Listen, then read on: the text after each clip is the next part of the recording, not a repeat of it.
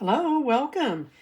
I am off and running with a new album that I'm going to be putting together, and this is the actual album build.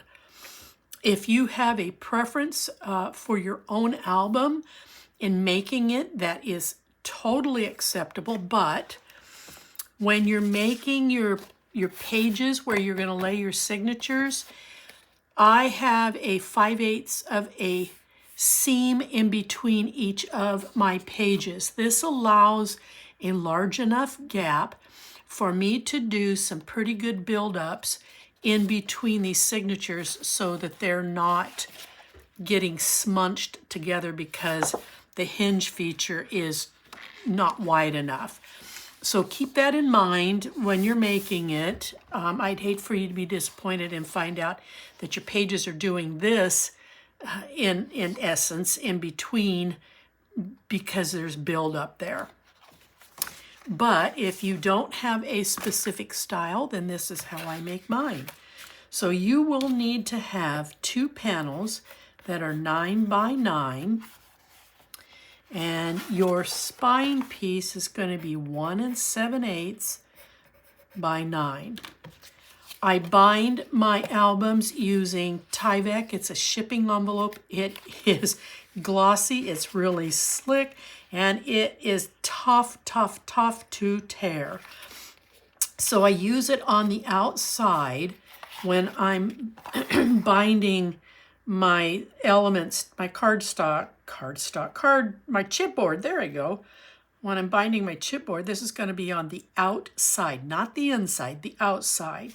Because as your cardstock on the outside is being flexed and being flexed and expected to move, you're going to find that where these seams are, if you don't protect most of that seam, you're going to end up with some cracks or some tears because there's no give. This is rubbing up against this chipboard, which is a rough surface. So by putting the Tyvek to the outside, the cardstock is floating over this, and I have yet to have an issue. Not to say that there ever won't be an issue, but I have been doing this for several years now, and I've not heard anyone say that it's an issue.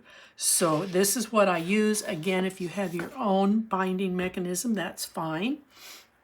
But this is an explanation of why I use it. Okay, so I am using a piece of Tyvek that measures 2 inches across. It's 8.5 inches in length. And I'll turn it over, might be able to see it a little bit better. And then I come in and I score it at 7/8, and then I come in and I score it at 1 1/8. And that creates a 1/4 inch gusset, and that's going to be our hinge, where the 2 chipboard pieces will flex. And the reason I'm having you score this is because it is a guide for putting on your chipboard pieces so that you've got a true 1/4 inch spacing. Now, I use a spacer to ensure that I've got that gap being protected, but if you don't have a spacer or you don't want to use a spacer, that's totally acceptable. But the spacer does allow you to come right up to that score line and then press it down and you're done, and you remove the spacer and you move on. I do sell these on my website, mymessyfingers.com. I have just a few left. I will not be reordering them. So if you want to pick them up, this is what you're going to get. It has 4 different sizes of spacers plus a spatula, and I've been using the spatula as my burnishing tool simply because it's large enough for my arthritic fingers to get a hold of and actually work it. But you can, these are perfect for scrapbook, for binding, for making sure that your quilting is square. So, and it comes with this sturdy piece. But anyway, that's what it is. And let's move on. Okay, So I am going to, now I run tape because that's what's going to help to attach this. I am going to remove the tape that's closest to my spacer. And I will make sure that my spacer is centered.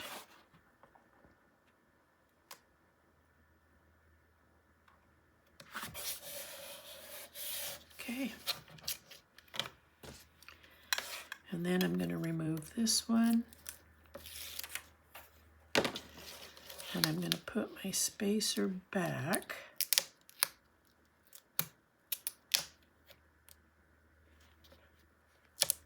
And then I'm going to come in with this piece. Make sure that this is lining up down here at the bottom.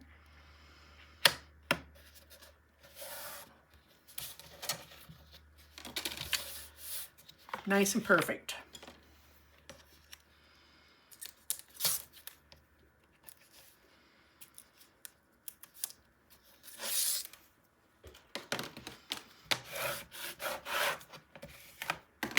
Okay, let's repeat. Let me straighten myself out here, goodness sakes. It's just a little bit chilly out this morning. So I have what I call as my ugly sweater. It's what I wear when I'm crafting. So if I get ickies on it, it isn't gonna matter. Okay, center that. Come in here. There we go.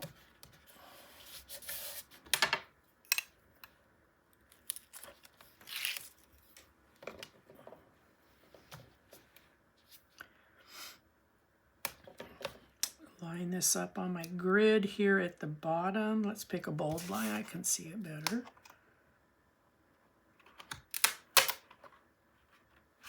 And there we go. All done.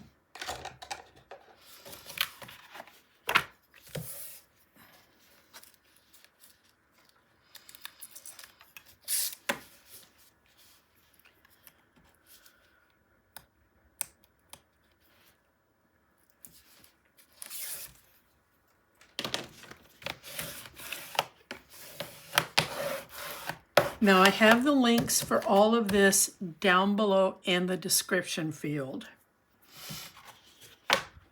All right, now you're gonna need two pieces of cardstock, and what I'm using is called, excuse me, is called Rust, and you can get it at Cardstock Warehouse. Now, I'm using 65-pound weight. I prefer 100, but I don't have 100, so I'm going to use the 65-pound weight to build throughout. So you can get it both in 65 and 100. I love 65 for wrapping if I can get it in the color I want.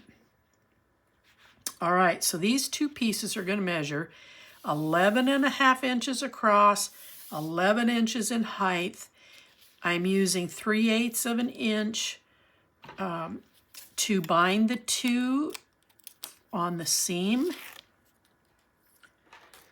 You don't want it any smaller than 3/8 of an inch, and there's no sense in it being any larger. 3/8 is just perfect.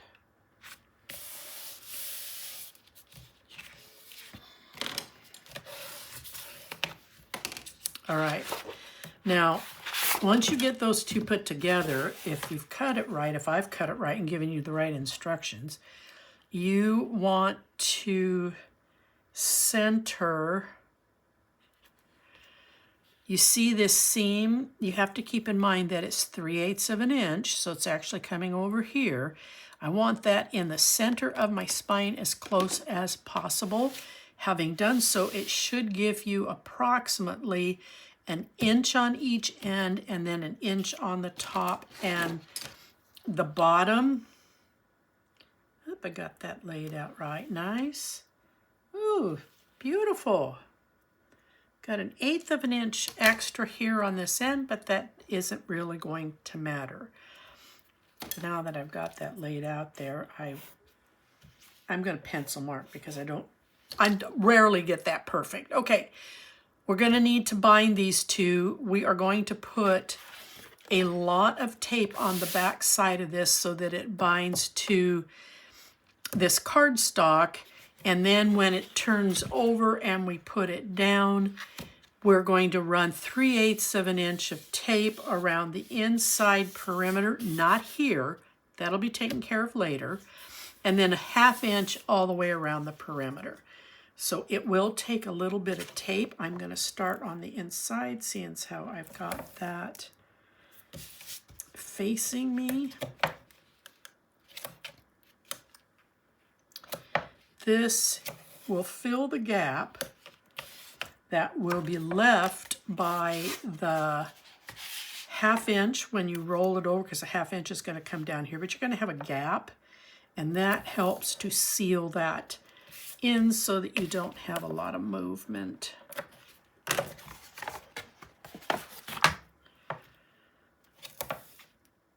Okay.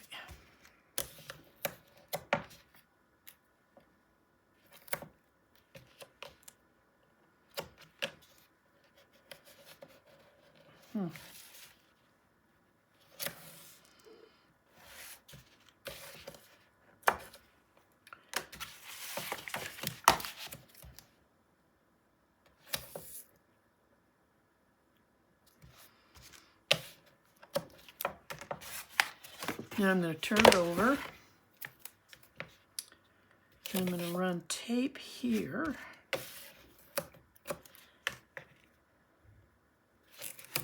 And another one here.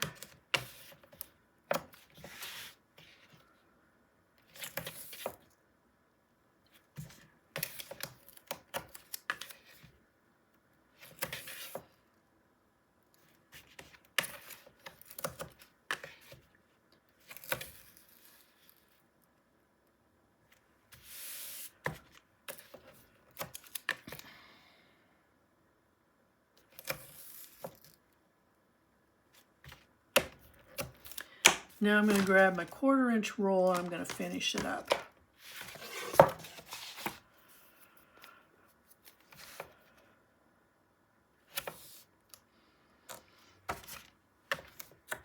And then I'm going to go in the middle, and then in the middle of the two sections again. Really helps to secure that cardstock against the chipboard.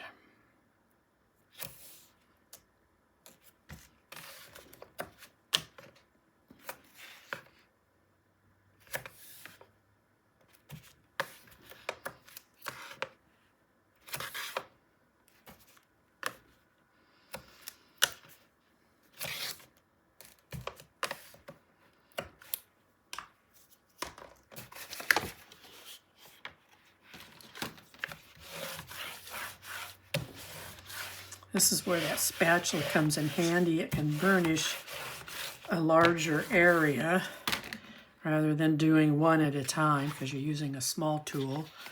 All right, so then we've got all of this. Now the only thing left to do is to run the 1/2 inch tape around the perimeter of our cardstock.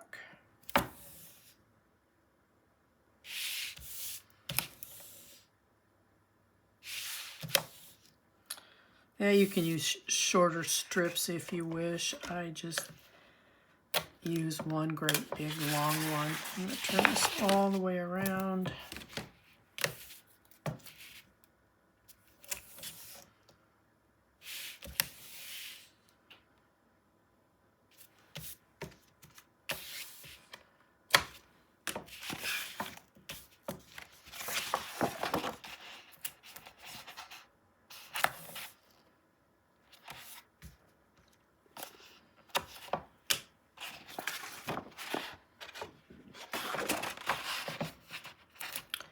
Apologize for all the flapping around of this.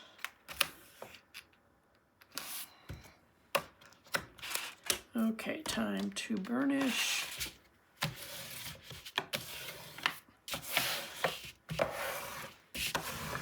All right. Okay, so here we go. I'm going to line these up with my pencil marks. All right, so I'm ready to go. I need to attach it first before I can fold and wrap, so I am going to palm firmly on my left side because I'm right-handed. So you can switch it up with if you're a lefty. And I didn't mean that derogatorily, I apologize. My husband's left-handed. Okay, put this down, burnish it.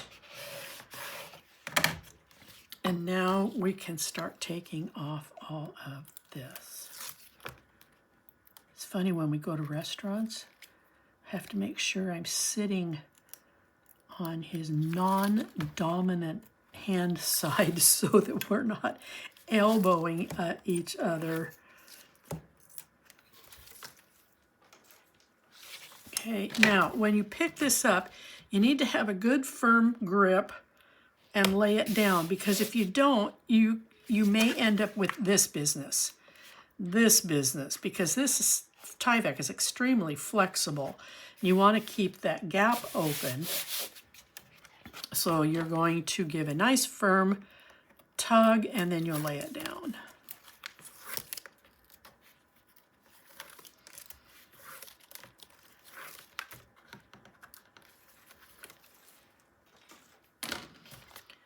Once again, pick it up, firmly hold on to it, lay it down.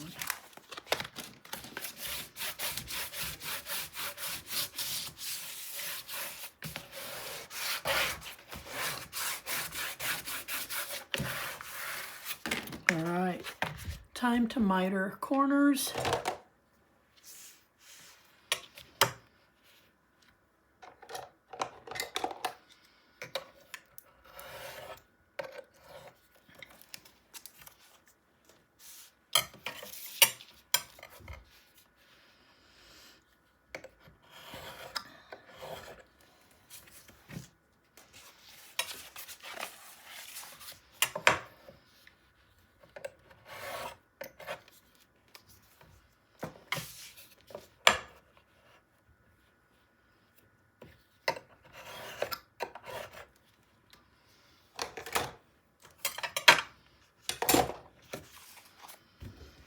Okay. Okay, we're going to start here. And I'm going to pull back about an inch and press it down. I'm not ready to take all of it off because I don't want to stick to it as I'm working this.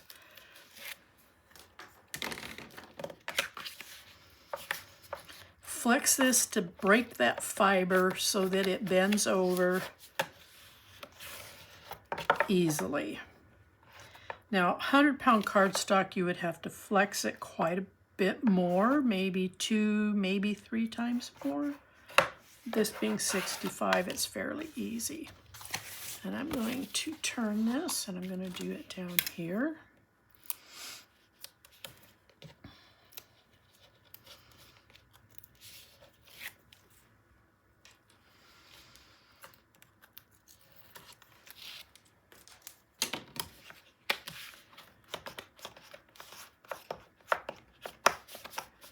So you see this gap right here?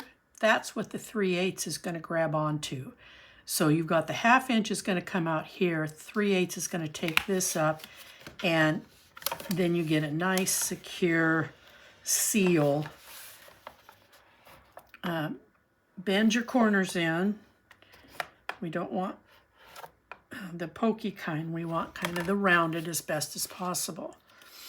All right, so I'm going to take this off, work off the top now.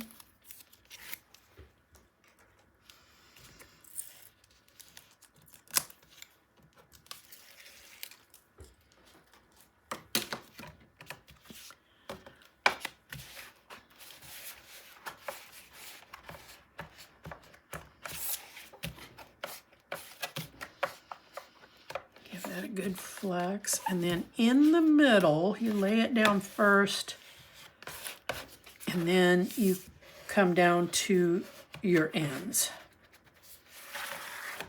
Nice tight corners.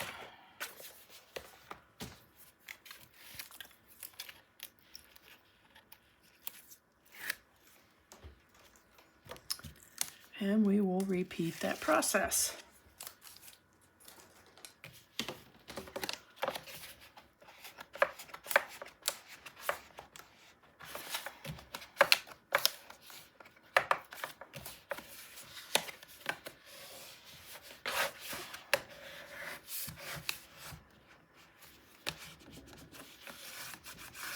Very good. Okay, now you've got your hinge here.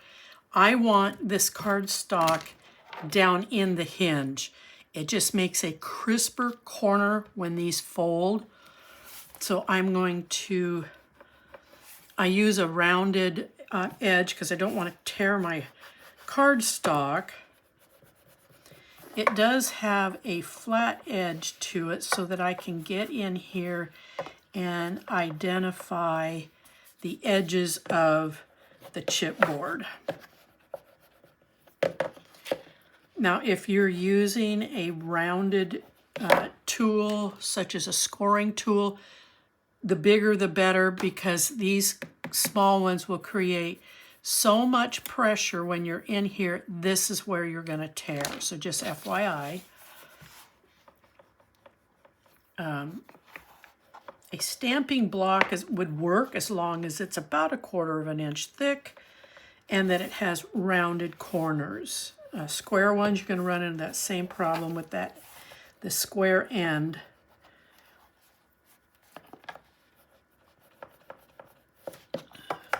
All right, so I've got them pushed in there. When I fold it, I've got nice, crisp corners. Now we will work on getting our page insert. So we're going to leave about 1/8 of an inch across the bottom and across the top so that our album pages aren't extending beyond the height of the book. So you need to cut a piece that's going to be 6 inches wide by 8 3/4. And then you're going to cut 2 pages. So you're going to measure 9 3/8 in length by 8 3/4 in height. And you're going to do a 5/8 score mark. 2 of these. On this, you're going to take 1/2 inch tape, and we're going to go around the perimeter of this piece.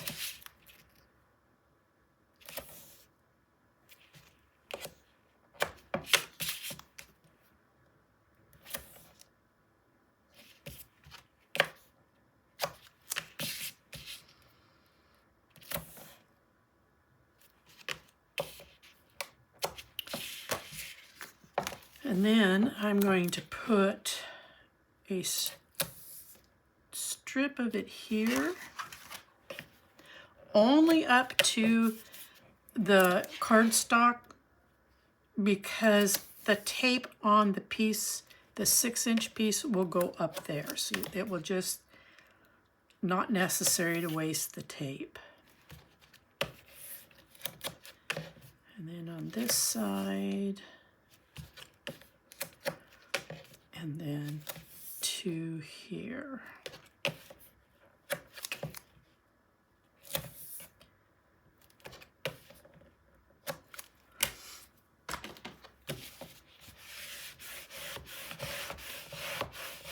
All right, now this piece, 6 inches. If you put it down here, you will see that there's about another 1/2 inch, 5/8 of an inch on either side. You can tape that down if you wish, but it's really unnecessary. You're going to bring this down so that you're roughly 1/8 of an inch off the top, and that you're centered as best as you can be between the 2 edges, that you've got equal coverage on both sides. So I am going to hold that firm and I'm going to peel off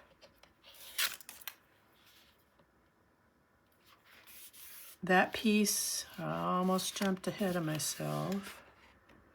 And then I'm going to come in here. I'm taking the backing off the tape that's on the spine. And that I'm going to burnish. I want that to hold steady. Now the rest of this I'm going to peel off, but I'm not going to put pressure. I'm not going to burnish it down because we're going to work in this again, and I don't want this tape burnished down so tightly that it doesn't allow the cardstock to flex. So I'm just letting it do its thing. I'm not pressing it down.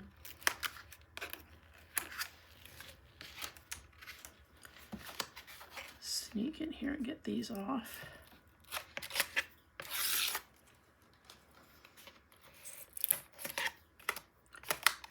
And then one last one, I do believe, right here. Okay, so what I want to do first is flex without these being firmly taped down. Now I'm going to follow this line and I'm going to work this into our hinge. And once again, I'm really trying to identify the edges of my chipboard.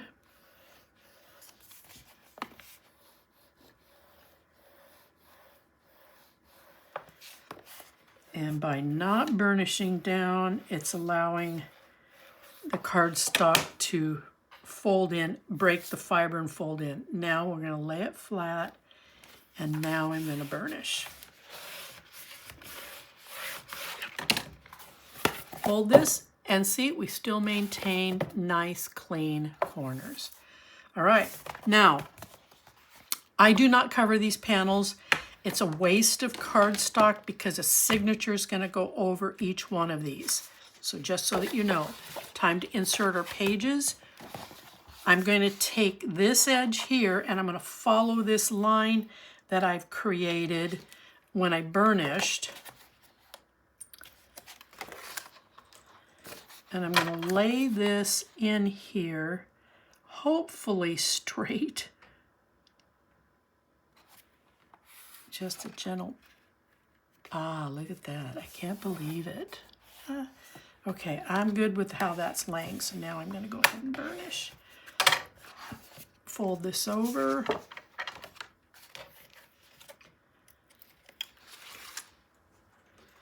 And then I will tuck this edge right here, right up under this seam. And if I get it in there straight, it should line up. I don't know how I got so lucky.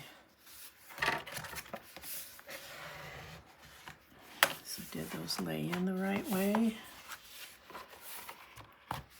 Okay, I'm okay top to bottom. So now you have 5/8. And we have a little bit wider here. Not sure why, but we've got enough room here so that any buildup I do here and a buildup I do here, they're not going to come crashing in together. So when I pull that seam up, it looks like I'm about 3/4. So I'm not sure how that happened. I might not have this backed off enough. That's probably it right there.